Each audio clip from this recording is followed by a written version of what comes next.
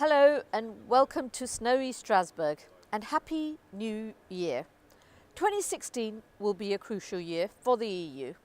Council President Tusk said this week member states need to get down to work on migration in the next 2 months or the consequences will be dire. This House, as well as the European Commission, have done their work and have outlined manageable plans.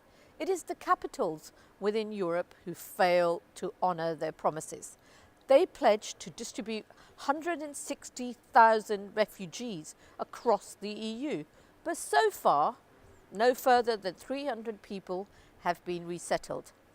National governments dragging their feet is undermining Schengen, the key system underlying the largest single market, an achievement even Eurosceptics struggle to deny. It has enabled you, along with millions of EU citizens, to enjoy the benefits of ease of travel, study, work and to do business. Although we are outside Schengen, its collapse would be dire, not just for our economy, but for millions of Europeans who work and live in other member states. EU governments need to get their act together and sort out the refugee crisis, save the internal market, and that means creating more jobs and growth. This week, Parliament also called the Polish Prime Minister to explain their actions on the judiciary and media.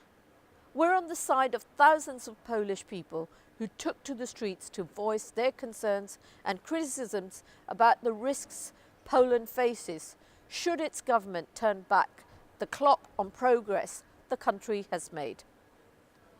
Now, Christmas may seem like a long time ago, but I'm sure many of you still remember frantically shopping online to get those presents or browsing the sales online on Boxing Day.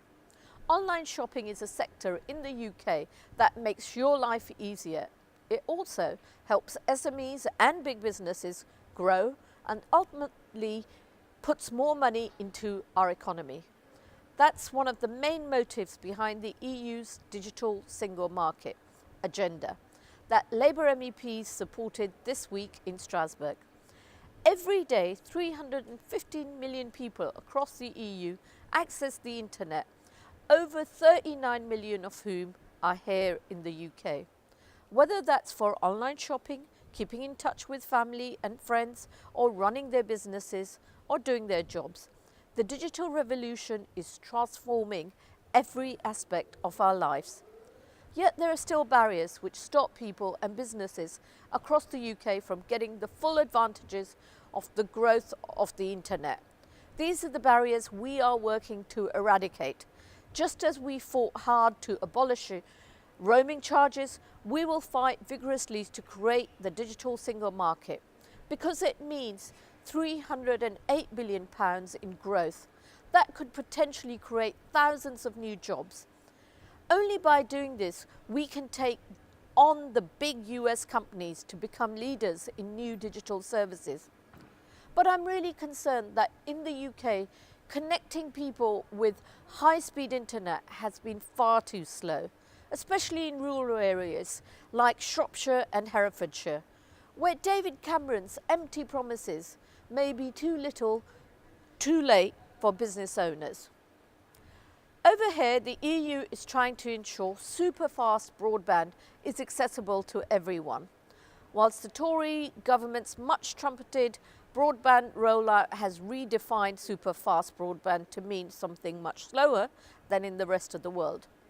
Labour MEPs will continue to work hard to make sure that accessing digital services and markets is easier, cheaper and more convenient.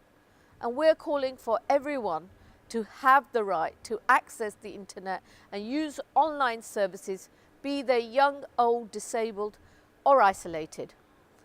But all these changes could mean little for very many in the West Midlands if we left the EU, meaning less growth for the economy, less opportunities for our businesses and more hassle for our consumers. I will come back to that topic, but that's all for today and goodbye.